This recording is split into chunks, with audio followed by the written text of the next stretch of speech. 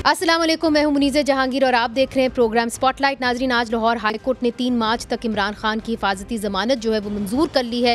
हिफाजती ज़मानत की दरख्वास्त की समाअत लाहौर हाई कोर्ट के जज अली बाकर नजफी ने की, जबकि हिफाजती ज़मानत की जो दरख्वास्त है जिसके अंदर दस्तखत के जो हैं ऑथेंटिसिटी का केस है वो जस्टिस तारिक सलीम ने सुना। लाहौर हाई कोर्ट ने दोनों मुकदमात में इमरान खान को 5 बजे तक अदालत में पेश होने का आखिरी मौका दिया था, लेकिन इमरान खान 5:50 पर अदालत के अहाते में पहुंचे।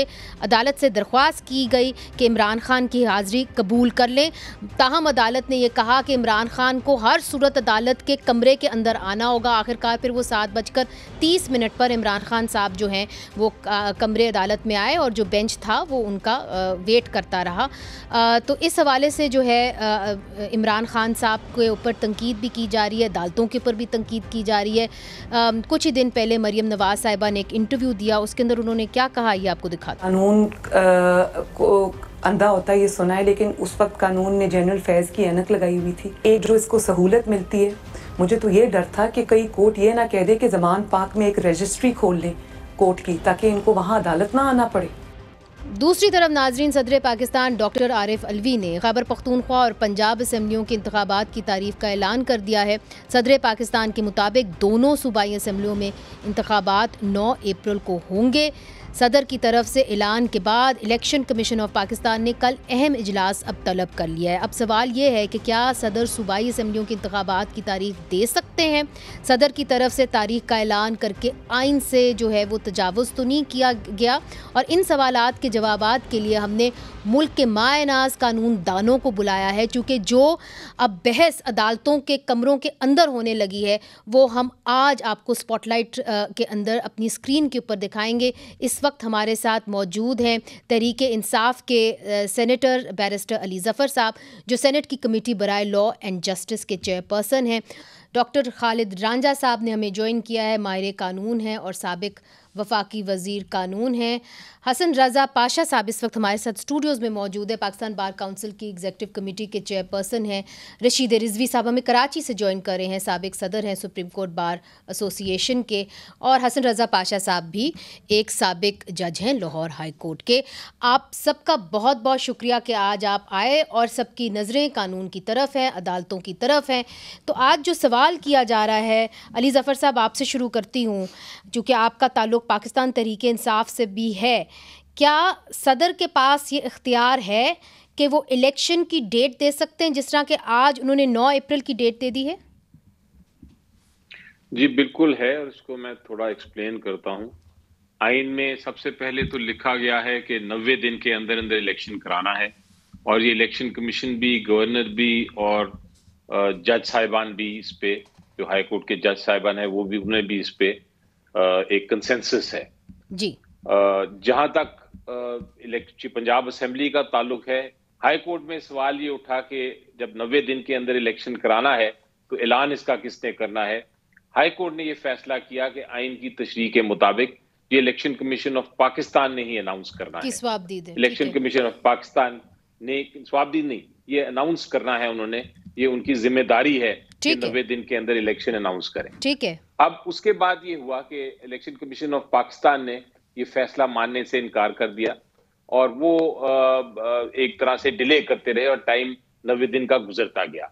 अब आइन में तो नहीं, लेकिन कानून जो इलेक्शन एक्ट 2017 में है उसमें एक और इंस्टीट्यूशन को भी ये इख्तियार दिया गया है कि वो अनाउंस करें इलेक्शन की तारीख, और वो है प्रेसिडेंट। सेक्शन 57 जो है इलेक्शन एक्ट का, वो कहता है कि अगर कोई भी ना करे इलेक्शन की डेट अनाउंस, तो फिर प्रेसिडेंट कर सकते हैं मुशावरत के साथ इलेक्शन कमीशन ऑफ पाकिस्तान की। और प्रेसिडेंट क्या कर सकते हैं, उसमें लिखा हुआ है प्रेसिडेंट असेंबलीज का इलेक्शन अनाउंस कर सकते हैं। असेंबलीज की डेफिनेशन दी हुई है इलेक्शन एक्ट में, और असेंबलीज का मतलब ये है उस डेफिनेशन के मुताबिक कि नेशनल असेंबली या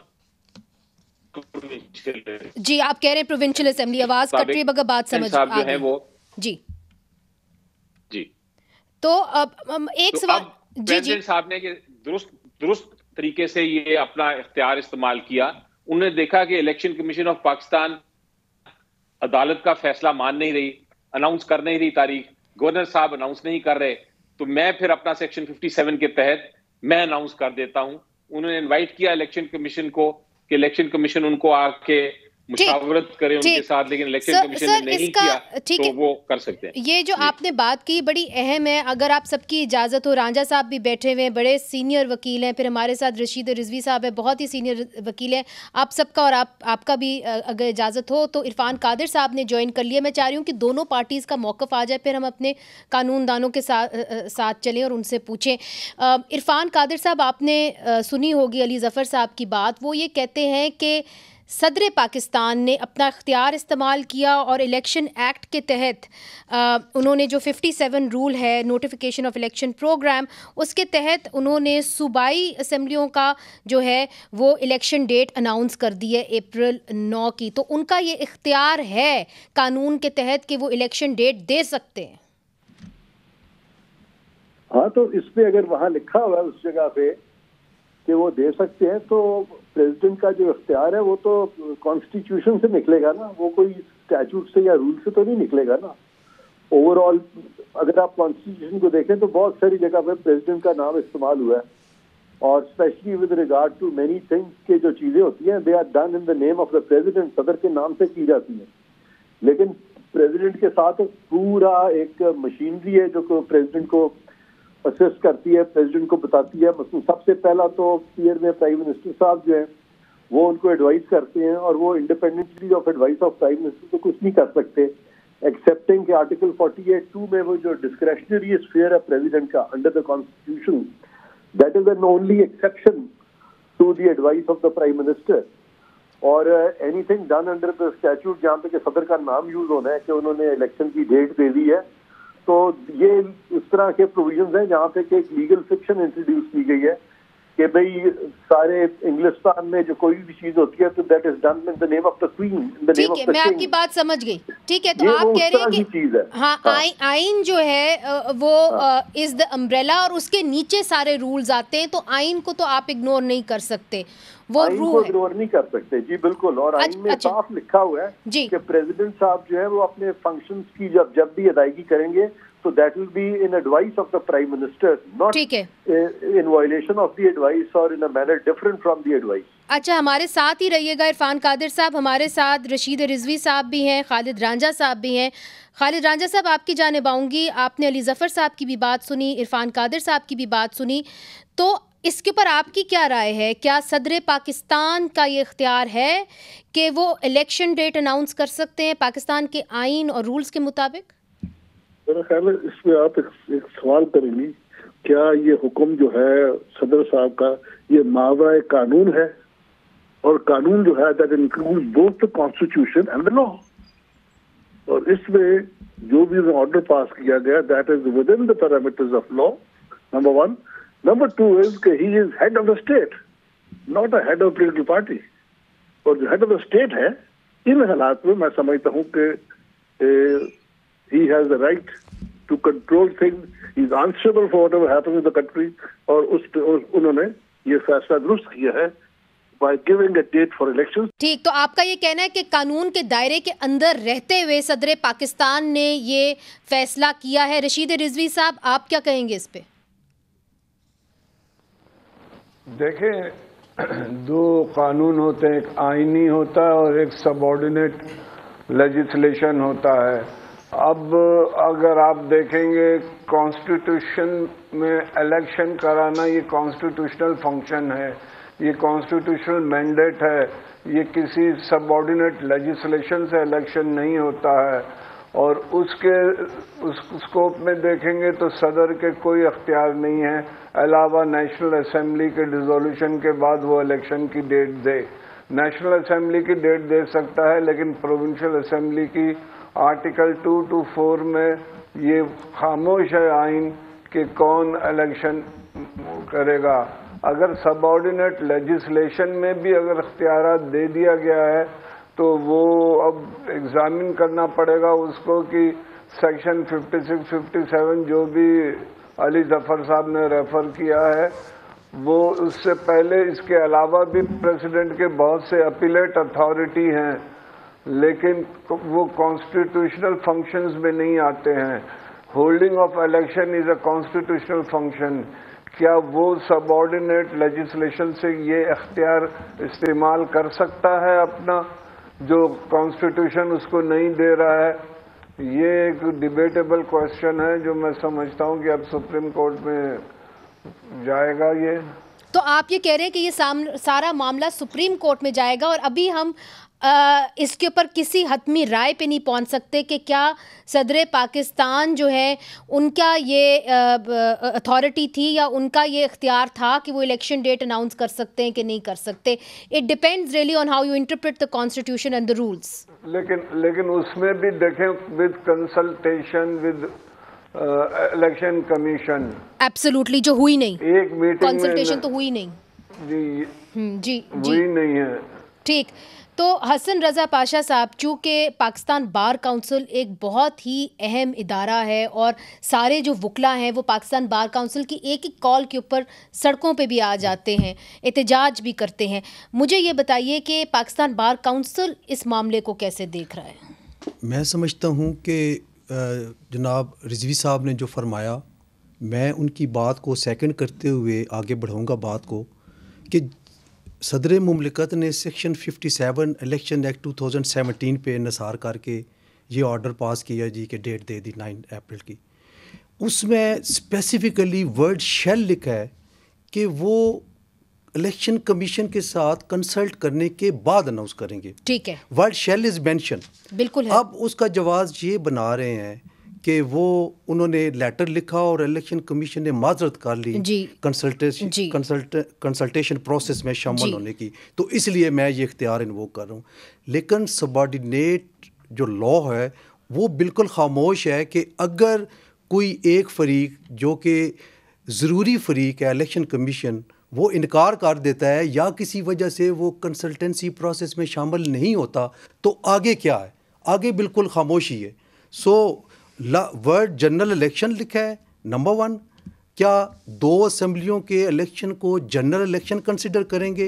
एंड नंबर 2 कंसल्टेशन के साथ शेल वर्ड है जिसके लिए ज़रूरी है कि सदर मुमलिकत को कंसल्टेंसी चाहिए थी इलेक्शन कमीशन की, जो कि बड़ी आपने 2 अहम बातें कही हैं। इरफान कादिर साहब भी हमारे साथ मौजूद है, अली ज़फ़र साहब भी हमारे साथ मौजूद है। अली ज़फ़र साहब, आपने तो बात सुन ली, तो एक पॉइंट तो ये है कि जी जनरल इलेक्शंस का जो लफ्ज़ है वो इस्तेमाल किया गया है, यानी आम इंतखाबात, और दूसरी तरफ ये जो कंसल्टेशन प्रोसेस है ये तो इलेक्शन कमीशन के साथ हुआ ही नहीं, चूँकि उन्होंने तो रिजेक्ट कर दिया, रिफ्यूज़ कर दिया। उन्होंने कहा कि ये सब जुडिस मामला है, हम आपके साथ तो कंसल्टेशन करेंगे ही नहीं। और फिर तीसरी जो बड़ी बात है कि ये जो रूल है ये सबऑर्डिनेट है और आइन जो है वो बालातर है, वो मदरशिप है। तो फिर आप इसके बारे में क्या कहेंगे? इवेंचुअली आइन के पास जाना होगा ना, रूल्स तो आइन से बनते।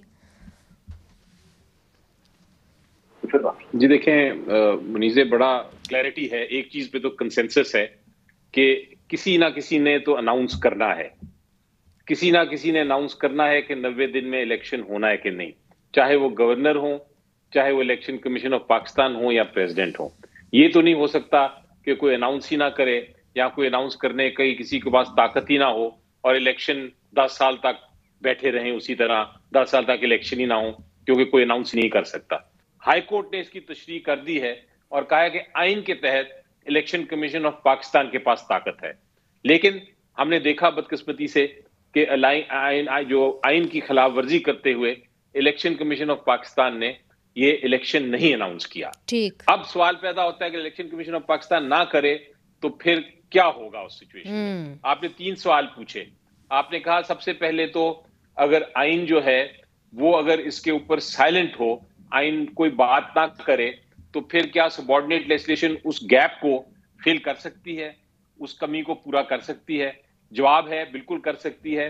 आइन के खिलाफ नहीं जा सकती, लेकिन आइन में अगर कोई भाम है या कोई ऐसी चीज है जो आइन जिसके बारे में चुप है, तो उस चीज को वो सबऑर्डिनेट लेजिस्लेशन जो इलेक्शन एक्ट है 2017 उसके तहत पूरा किया जा सकता है। ये आपका दूसरा सवाल ये था जी आपके पूछ रही थी कि जनरल इलेक्शन जो होता है ये क्या जनरल इलेक्शन मतलब कि सारी सूबों का भी होगा, नेशनल असेंबली और सूबों का इकट्ठे हो, या एक सूबे का भी अगर इलेक्शन हो तो उसको जनरल इलेक्शन कहा जाता है?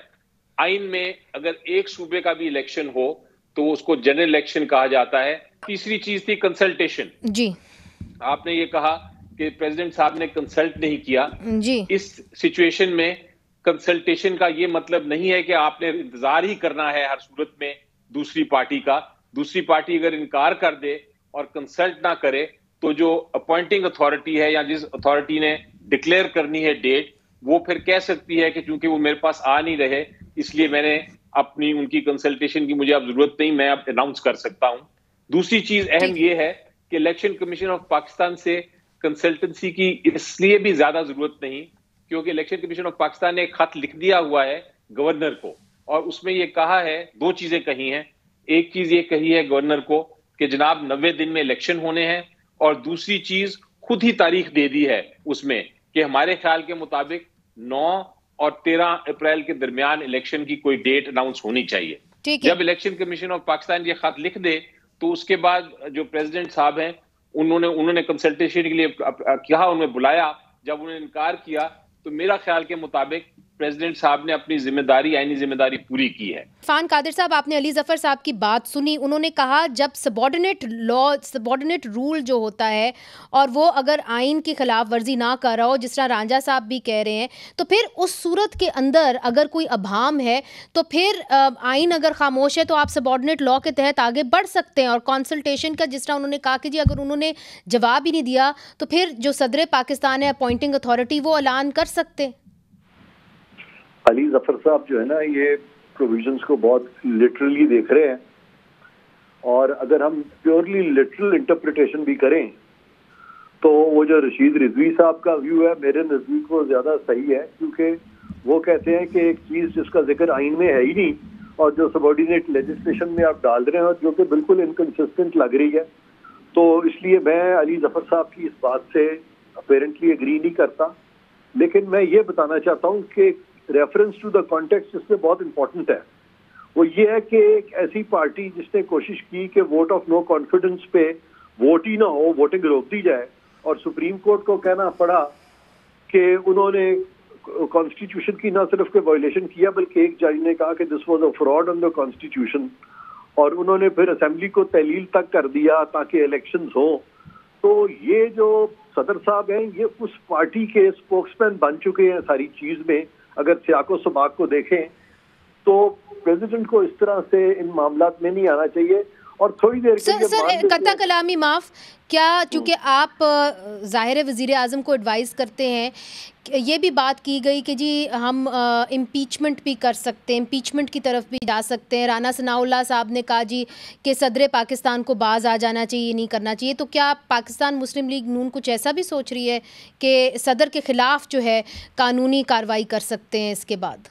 नहीं, मेरा नहीं ख्याल कि सदर के खिलाफ किसी कानूनी कार्रवाई की नौबत आएगी, क्योंकि उन्होंने एक ऐसी चीज की है, इतनी वो ब्लेटेंटली कर गए हैं कि उनके कह देने से तो इलेक्शन नहीं हो जाएंगे ना ऑन टाइम।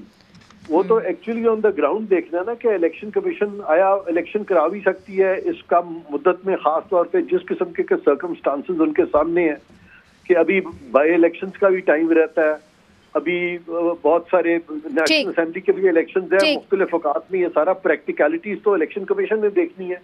अगर हम हमारा जो शोफर है अगर हम उसको कहें कि हमने शाम को 8 बजे या 9 बजे बाहर जाना, तो हम पहले उसको बुलाते हैं और पूछते हैं कि यार तुम्हें कोई प्रॉब्लम तो नहीं है। यहाँ पे तो पूरा इलेक्शन कमीशन बना हुआ है और उन्होंने एकदम बस ऑर्डर कर दिया कि जी आप उनसे पूछा तक नहीं है कि जी कौन सी डेट होनी चाहिए, क्या होना चाहिए। नाज़रीन, छोटा सा वक्फा यहाँ पे शामिल करते हैं। बहुत ही दिलचस्प जो है कानूनी बहस हो रही है। पाकिस्तान के टॉप लीगल एक्सपर्ट्स हमारे साथ हैं, कहीं ना जाइएगा, वक्फे के बाद मिलते हैं।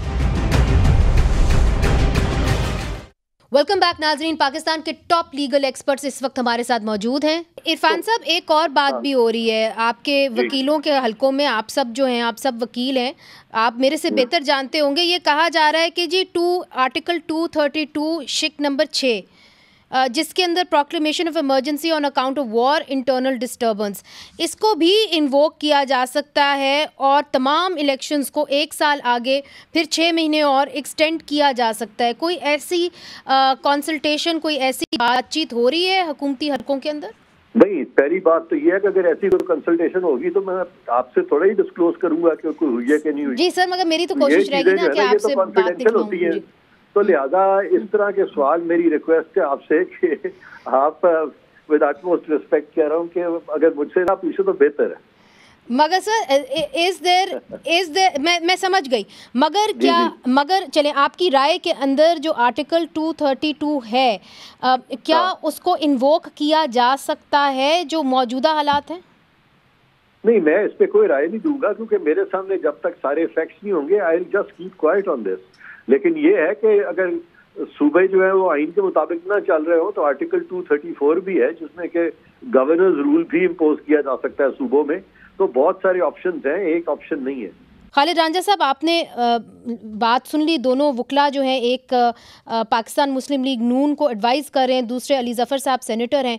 आपकी अब क्या राय है इसके ऊपर? मैं आपको अगर आप पास एक आधा मिनट है तो I will tell you story on consultation. जब अयूब खान सदर थे, बड़े पावरफुल सदर थे, और उन्होंने उनके दोस्त था जस्टिस गुल साहब, उन्होंने कहा साईं मुझे जज बना दो हाई कोर्ट का। वो तहसील प्रैक्टिस करते थे। अयूब खान साहब ने कहा था तुम क्वालिफाइड नहीं हो, आपकी प्रैक्टिस नहीं है। उन्होंने कहा आई कॉन्कोर्ड तो मैं लिख सकता हूँ। सेक्रेटरी लॉ ने पूछा क्या नहीं चाहता चीफ जस्टिस से कि गुल साहब को चीफ प्रेसिडेंट पाकिस्तान जज बनाना चाह रहे हाई कोर्ट का। उन्होंने जवाब दिया ओवर माय डेड बॉडी। तो 2-3 हफ्ते के बाद वो बंदा जज बन गया। क्या नहीं sir, loss is temper with the secretary law, how did you appoint with consultation? उन्होंने कहा मैंने आपसे पूछा था, आपने कहा था ओवर माय डेड बॉडी, तो कंसल्टेशन हो गई ना। अच्छा तो पाकिस्तान में फिर आप ये कह रहे हैं कि ये प्रेसिडेंट है कि ओवर माय डेड बॉडी को भी कंसल्टेशन माना जा सकता है? माना गया और उनको जज बनाया गया। अच्छा, इलेक्शन का जो वो जजेस का पुराना अपॉइंटमेंट का जो सिस्टम होता था उसमें चीफ मिनिस्टर, गवर्नर और चीफ जस्टिस हाई कोर्ट की कंसल्टेशन होती थी। वहाँ भी 175 आर्टिकल में कंसल्टेशन आया था लफ्ज, और उसे सुप्रीम कोर्ट ने अल जिहाद केस में डिफाइन किया as a meaningful consultation. Consultation हमेशा मीनिंगफुल होनी है। तो सवाल ये उठेगा क्या सदर की और चीफ इलेक्शन कमिश्नर की मीनिंगफुल कंसल्टेशन है वो लेटर या नहीं? मैं समझता हूँ अल जिहाद के केस से वो निकल नहीं सकते बाहर। ठीक है, मैं समझ गई आपकी बात। और ये इरफान कादिर साहब के साथ जो मैंने सवाल पूछा था आपसे पूछ लेती हूँ। ये जो प्रोक्लेमेशन ऑफ इमरजेंसी है on account of war internal disturbance 232(6), आपको लगता है कि इस सूरत हाल में लगाई जा सकती है जिस तरह के क्या सारा यहाँ हो रही है? देखें, वो भी प्रेसिडेंट अनाउंस करेगा। गवर्नर्स के सूबाई गवर्नर से कंसल्टेशन में, और वो 2 महीने के लिए होगा, उसको अप्रूव करेगा जॉइंट सेशन। ये बहुत डिफिकल्ट टास्क है। मैं नहीं समझता कि ये मौजूदा गवर्नमेंट को ये ऑप्शन अवेलेबल है। ये जॉइंट सेशन इसको अप्रूव करेगा। बिल्कुल बिल्कुल सही है, बिल्कुल जॉइंट सेशन की ही बात है इसके ऊपर। मगर एक और बात भी की, ईसीबी जो है उन्होंने जी पाशा साहब इंट्रा कोर्ट अपील में गए हुए हैं लाहौर हाई कोर्ट की जजमेंट के ख़िलाफ़, और ये कहा है कि गवर्नर के साथ मुशावरत का जिक्र जो है वो आइन में है ही नहीं। तो जो ये कंसल्टेशन का कहा गया सदर पाकिस्तान ने कि जी ECP election commission of Pakistan governor के साथ जाके मुशावरत करे, वो कहते हैं जी ये आइन के मुताबिक तो इसका कोई जवाज़ ही नहीं बनता। देखें, कंसल्टेशन का लफ्ज़ सेक्शन 57 में लिखा हुआ है। अच्छा, अलॉन्ग विद वर्ड शेल। और मीनिंगफुल कंसल्टेशन जिस तरह रिजवी साहब ने फरमाया, बिल्कुल मेरा भी यही पॉइंट ऑफ व्यू है कि मीनिंगफुल कंसल्टेशन होनी चाहिए। हम आइडलाइज नहीं कर सकते और ना ही करना चाहिए किसी आमर की कंसल्टेशन का। अयूब खान आमर था तो मीनिंगफुल कंसल्टेशन होनी चाहिए। अयूब खान आमर था, उसकी कंसल्टेशन के जी के ओवर माय डेड बॉडी जज साहब ने कहा और वो फिर हो गई। आई एम सॉरी टू से अयूब खान की, ज़ियाउल हक की या परवेज़ मुशर्रफ की मिसाल देनी इसमें, अगर आप इसको कहते हैं कि ये डेमोक्रेटिक एरा है, जमहूरियत है, तो फिर जो सदर पाकिस्तान है वो कोई फौजी आमर नहीं है, उनको मीनिंगफुल कंसल्टेशन चाहिए। नाजरीन, इधर एक छोटा सा वक्फा शामिल करते हैं। वेलकम बैक नाजरीन, आप देख रहे हैं प्रोग्राम स्पॉटलाइट। सीनियर वकील बैठे हुए हैं, अपनी अपनी पार्टीज को भी रिप्रेजेंट कर रहे हैं। अब सबकी जो नज़रें हैं सियासतदानों समेत वो हैं अदालतों की तरफ। आपसे पूछूंगी पाशा साहब कि अदालतों के ऊपर भी जो अब टेप्स आ रहे हैं, जस्टिस मज़ाहिर नकवी साहब की भी एक टेप जो है वो मंजर आम के ऊपर आई, तो फिर अब ये सवाल उठाया जाता है कि अदालतों की साख के ऊपर भी सवालिया निशान उठाया जा रहा है। ये सारे मामलात सियासी फिर अदालतों के अंदर जाएंगे, तो फिर हम कैसे देखें इसको? क्या ये बाकी ये बहुत ही अनफॉर्चुनेट इवेंट है, अदालतों की क्रेडिबिलिटी पे क्वेश्चन मार्क है। हमारा स्टांस शुरू से ये है कि अदालतों को सियासी मामलात में इस तरह नहीं घसीटना चाहिए। नो डाउट कि हम शुरू से इस बात का ऑब्जेक्शन करते रहे, एतराज़ करते रहे कि ये जो ऑडियो टेप्स हो रही हैं और रिकॉर्डिंग हो रही है और फिर लीक्स हो रही हैं, ये नहीं होनी चाहिए।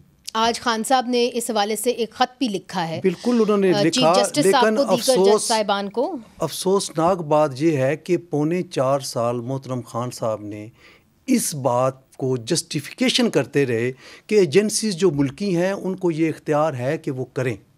हम ये कहते हैं कि ये नहीं होना चाहिए, लेकिन गलत है या ठीक है, एक चीज़ सामने आ गई है, उसको देखना है कि क्या इदारे इसमें मुलव्वस हैं। सर, आपने तो मुतालबा किया है पाकिस्तान बार काउंसिल ने कि जस्टिस मज़ाहिर नकवी साहब जो है इस्तीफ़ा दे दें। बिल्कुल हमने, और अगर वो नहीं देते तो हम देखें जी 97 में एक इसी तरह की ऑडियो लीक आई, जस्टिस मलक क़य्यूम मरहूम जी, और उन्होंने आते ही जब ये मंजर पे आई तो उन्होंने इस्तीफ़ा दे दिया था।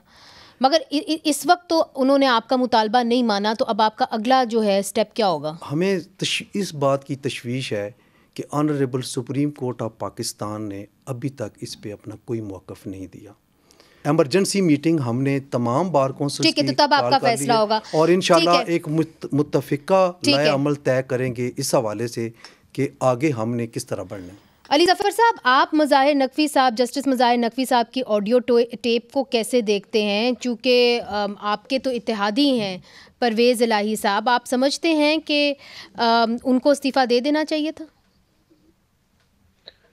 जी देखें, जहाँ तक ये ऑडियो टेप का ताल्लुक है, अभी तक ये मेरा ख्याल है इल्ज़ामात मैं इनको ठहराता हूँ, क्योंकि अभी इसकी कोई ना फोरेंसिक हुई ना इसकी कंफर्मेशन हुई। डिफरेंट किस्म के बयानात आ रहे हैं कि कुछ कह रहे हैं कि तोड़ फोड़ के की गई, कुछ कह रहे हैं ये फोर्ज्ड है। तो जब तक ये हकायक मेरा ख्याल है सामने नहीं आते और कॉन्टेक्स्ट सामने नहीं आता, मैं तो इस पे कमेंट नहीं कर सकूंगा। मगर इतना जरूर है कि अगर कोई किसी किस्म का मिसकॉन्डक्ट होता है किसी भी जज से, तो फिर उनको रिजाइन करना चाहिए। लेकिन अगर उनके खिलाफ कोई मिसकॉन्डक्ट नहीं बनता तो फिर ये इल्जाम जिसने लगाया उसके खिलाफ कार्रवाई होनी चाहिए। यही प्रिंसिपल होना चाहिए, ताकि हम जज साहिबान को प्रोटेक्ट भी करें, उनकी हिफाजत भी करें, लेकिन उसके साथ साथ जुडिशियल इंस्टीट्यूशन की भी हिफाजत हो, ताकि उसमें भी कोई गलत शख्स ना आया हो। ये मैं ख्याल है ये हमें बैलेंस करना पड़ेगा। जी, ये बड़ी अहम बात आपने कर दी। मेरा ख्याल है शायद इरफान कादिर साहब इस बात के ऊपर आपसे मुत्तफिक होंगे। और इरफान कादिर साहब, एक चीज़ और भी आपसे पूछ लूँगी, साथ सवाल जोड़ लूँगी कि वज़ीर आज़म ने एक कमेटी भी बनवाई थी और उन्होंने कहा था कि ऑडियो लीक्स के मामले के ऊपर हम तहकीकात करेंगे। तो क्या इस ऑडियो लीक्स के अंदर जो लोग मुलव्विस हैं उनको आप कटहरे तक लाने में कामयाब हो जाएंगे? पहली बात तो ये है कि अली ज़फ़र साहब ने जो बात की है, मैं बिल्कुल एग्री करता हूँ उससे कि हमें इंस्टीट्यूशन को प्रोटेक्ट करना है और हमें ऐसे जज को नहीं प्रोटेक्ट करना जिसके बारे में ऐसी मुस्तनद चीज़ें जो हैं वो सामने आ जाएं। हाँ, अगर ये बात झूठी है तो फिर ऑब्वियसली जिन लोगों ने झूठ बोला है फिर हमें उनके खिलाफ प्रोसीड करना चाहिए। ऑडियो लीक्स मैं समझता हूँ कि उसकी तय में जाना चाहिए और सबसे पहले तो फोरेंसिक होना चाहिए और फिर देखना चाहिए कि वो जेन्युइन है कि नहीं, क्योंकि अगर ये बात जेन्युइन है यानी वाकई ये सही है और यही लोग कन्वर्सेशन कर रहे थे जिन पर के ये इल्ज़ाम आ रहा है, तो फिर तो इन लोगों का मामला जो है वो सुप्रीम जुडिशल काउंसिल को खोलना पड़ेगा। It can not be hushed under the carpet. जी, मगर ऑडियो लीक्स तो बड़े लोगों की आती रही है ना, तो जाहिर है कोई बहुत बड़ा ग्रोह है जो सबसे बालातर है, जो ये ऑडियो लीक्स रिकॉर्ड भी कर लेता है, मंजरे आम पे भी आ जाती हैं, वायरल भी हो जाती है, मगर हुकूमत उनको पकड़ नहीं पाती। कोई भी हुकूमत, या आपकी हो या अली ज़फ़र साहब की हो। नहीं, अभी बताएं कौन सी ऐसी ऑडियो लीक है जहाँ पे कि मौजूदा हुकूमत नहीं पकड़ पा रही किसी को, बताइए आप। सर कौन सी है जिसके अंदर हुकूमत किसी को पकड़ पाई है, मेरा तो ये सवाल है। नहीं, मेरा ख्याल है कि इस पे भी मैं बल्कि आपसे एग्री करूंगा कि अगर इस तरह की ऑडियो लीक्स हैं जिसमें कि पाकिस्तान का कॉन्स्टिट्यूशन वायलेट हुआ है या एथिक्स वायलेट हुए हैं, जुडिशियल एथिक्स वायलेट हुए हैं, तो वो मंजर आम पे आनी चाहिए। ठीक, रशीद रिजवी साहब आपकी जानिब आऊँगी, और चूँकि आप इंडिपेंडेंट हैं और आप किसी पार्टी के साथ ऐसा जुड़े नहीं हुए हैं, आपसे पूछूंगी कि आज इमरान खान साहब को अदालत में तलब किया गया, बार बार बुलाया गया, मगर वो नहीं गए, मगर फिर इवेंचुअली वो चले भी गए, और तनकीद की गई, पाकिस्तान मुस्लिम लीग नून ने तनकीद की और कहा कि जी नहीं, उनको एक तरीके से उनको लीवे दिया जाता है, उनको किड्स ग्लव्स के से उनको हैंडल किया जाता है। तो आप समझते हैं कि इस वक्त जो अदालत है, दोनों पार्टीज़ उनके ऊपर तनकीद कर रही हैं, मगर जो मरियम नवाज़ साहिबा कह चुकी हैं कि जी आप बेंच जाके उनके ज़मान पाक में ही लगा लें, इसका कोई जवाब बनता है या आपको इनको रिफ्रेन करना चाहिए from this kind of behaviour? नहीं, मैं समझता हूँ कि इमरान साहब की तबीयत इतनी ख़राब नहीं है कि वो किसी तरीके से हाई कोर्ट ना जा सकें। वो एक घंटा तकरीर करते हैं, टीवी पे इंटरव्यू देते हैं और मीटिंगों में जाते आते हैं, सदर से भी मिलने गए इस दौरान। तो उन्हें थोड़ी सी ग्रेस शो करनी चाहिए, रेस्पेक्ट शो करनी चाहिए। हाई कोर्ट की एक डिवीज़न बेंच है, उसके सामने अपीयर हो जाते आई एम सॉरी, तो कोई उनकी इज्जत में कमी नहीं आती, बल्कि ज़्यादा लोग उनको लॉ अबाइडिंग सिटीजन समझते ये। और फिर बेल बिफोर अरेस्ट का मसला है या प्रोटेक्टिव बेल का मसला है, तो इसमें तो किसी को कंसेशन नहीं दी जाती है। एप्लीकेंट का होना 101% ज़रूरी है। पाशा साहब, आपने जो आज अदालत के अंदर हुआ वो भी आज आपने देखा, खान साहब जो हैं वो अदालत के अंदर आए, मगर खासा मुश्किल था उनको अदालत में आना, चूँकि उनकी तबीयत ठीक नहीं थी। उनको बार बार बुलाया गया था मगर तबीयत ठीक नहीं थी, इसलिए वो नहीं आ सके। तो आज भी आपने देखा कि मुश्किल से पहुँचे वहाँ। जी जी, बात ये है कि आम आदमी के लिए अदालत का टाइम 4 बजे तक है। मुझे इस बात पे हैरानगी हो रही है कि अभी देखिए टाइम क्या हो गया, अदालती टाइम ख़त्म हुए 3 घंटे गुजर गए हैं और खान साहब नहीं पेश हो रहे और अदालत उनका वेट कर रही है। काश कि अदालत किसी आम आदमी के लिए भी इतना वेट करे।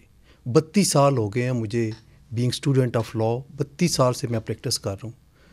फर्स्ट कॉल पे अगर प्री अरेस्ट बेल का मुलज़म ना आए या प्रोटेक्टिव बेल लेने वाला हाजिर ना हो तो उसकी एप्लीकेशन खारिज कर दी जाती है। अच्छा, आज तीसरा दिन है, इनके इंतज़ार हो रहा है। वाई अदालत क्यों इनका इंतज़ार कर रही है? तभी तो मेरा ख्याल है शायद शेख रशीद साहब कहते हैं कि जी अदालतें जो हैं वो कई दफ़ा केस नहीं देखती, फेस देखती हैं। तो शायद यही वजह है कि ट्विटर के ऊपर भी आज तनकीद का निशाना बनी हुई हैं अदालतें कि जी अगर ये कोई बलोच लीडर होते या पख्तून लीडर होते वज़ीरिस्तान से तो शायद उनको बेल तो प्रोटेक्टिव बेल तो छोड़ दे, उनको सलाखों के पीछे कई अरसे पहले आम पंजाबी के लिए भी यही बात है। अच्छा, ठीक, आप बिल्कुल आम पंजाबी भी जो है वो इस सूरत हाल से अगर गुजरेगा तो उसका इंतज़ार नहीं होगा। आप सबका बहुत बहुत शुक्रिया। मेरा ख्याल है एक फैंटास्टिक पैनल हमारे साथ था, एक्सपर्ट्स का, लीगल एक्सपर्ट्स का। हसन रज़ा पाशा साहब आपका भी बहुत शुक्रिया, अली ज़फ़र साहब आपका भी बहुत शुक्रिया, डॉक्टर खालिद रांझा साहब और रशीद रिजवी साहब और हमारे साथ इरफान कादिर साहब भी फ़ोन लाइन पे थे। आप सबका बहुत बहुत शुक्रिया। नाजरीन, आपने राय जो है हमारी लीगल एक्सपर्ट्स की सुनी है और ये ही जाके अदालतों के अंदर अपनी अपनी पार्टीज़ को डिफेंड भी करते हैं, मौक़िफ़ भी लेके जाते हैं, मगर अब ये बात वाज़ेह हो गई है कि जो भी सियासी मंजरनामा है और कशमकश है ये अब अदालतों के अंदर जाएगा और सियासतदान ये उम्मीद करेंगे कि अदालतों के अंदर जो उन्होंने उलझनें बनाई हुई हैं वो अब जो अदालत है वो उनको सुलझाएगी। क्या ये हो पाएगा या आने वाला वक्त बताएगा, मगर तब तक जो है इस तरह लगता है कि इलेक्शंस के जो मामलात हैं वो बैक बर्नर पे चले जाएंगे। मुनीज़ जहांगीर को इजाज़त दीजिए, खुदा हाफिज़।